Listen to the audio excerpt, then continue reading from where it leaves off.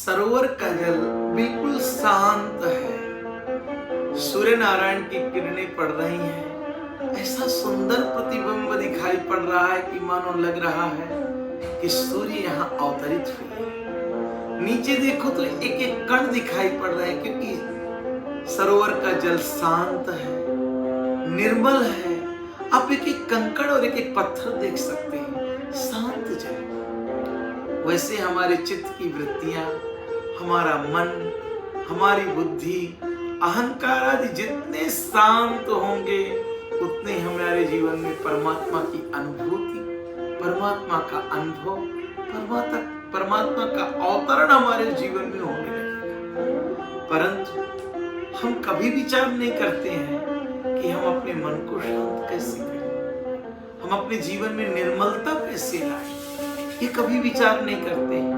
हम क्या करते हैं, सोचते हैं कि बड़ी गाड़ियां, बड़े बंगलो, ज्यादा बैंक बैलेंस, अच्छे हमारे बच्चे, हमारा अच्छा घर, ये हमें सब शांति देंगे। ये भूल है। कितनों के पास में बड़े बड़े बंगले, बड़ी बड़ी गाड़ियां, बड़ी बड़ी प्रॉपर्टियां, बड़े बड़े आज्ञाकारी बच्चे हैं, क्या वो कभी शांत हो पाए?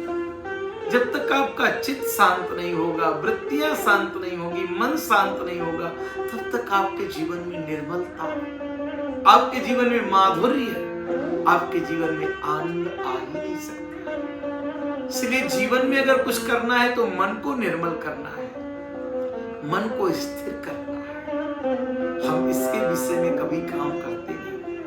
हमारे अंदर है क्या? क्रोध भरा हुआ है, लोभ भरा हुआ है, मोह ईर्ष्या भरी हुई है। हम रोज झूठ और फरेबी तो समाज में फैला रहे हैं। हम दूसरों के साथ छल कपट कर रहे हैं। पहले हमें अपने मन को निर्मल करना होगा, शांति की प्राप्ति के लिए। जब तक हम स्वयं अपने मन में ये जो गंदगियां हैं इनको दूर नहीं करेंगे, तब तक कभी मरना हमारा जीवन निर्मल नहीं होगा। एक गांव में पूरे गांव वाले लोगों के लिए पीने का स्रोत मात्र एक कुआं था। अचानक दो कुत्ते लड़ते लड़ते उस कुएं में गिर पड़े। भयंकर बदबू आने लगी। लोग महात्मा जी के पास में गए, बताया महात्मा से, तो महात्मा जी ने कहा कि थोड़े से यज्ञ करो, हवन करो, भंडारे करो, पानी निर्मल हो जाएगा। गांव के लोगों ने खूब भंडारे किए, बड़े बड़े यज्ञ किए, विद्वान ब्राह्मणों को बुला करके। निर्मल नहीं हुआ जल, सुगंधित नहीं हुआ, उसमें दुर्गंधी थी। पुनः महात्मा जी के पास में पहुंचे। महात्मा जी ने कहा कि मैं गंगोत्री से आया हूं, गंगा जल 10 लीटर है, जाके डालो, निर्मल हो जाएगा जल, पावन और पवित्र हो जाएगा। उन्होंने वो भी किया, परंतु जल निर्मल नहीं हुआ, पावन और पवित्र नहीं हुआ। पुनः पहुंचे तो महात्मा जी ने कहा जो कुत्ते पड़े हैं क्या निकाला? लोगों ने कहा कुत्तों को नहीं निकाला।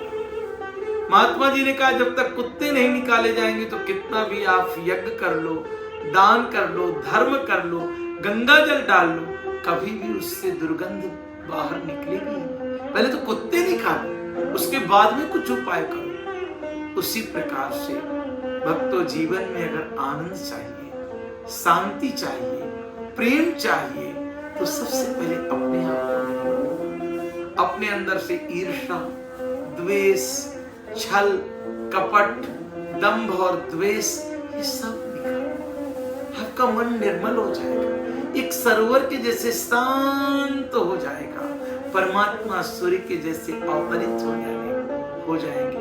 और वो परमात्मा की जिस दिन आपके जीवन में अनुभूति होगी, अनुभव होगा, उस क्षण आप आनंद में भर जाओगे, प्रेम में भर जाओगे, सुख में भर जाओगे, शांति में भर जाओगे।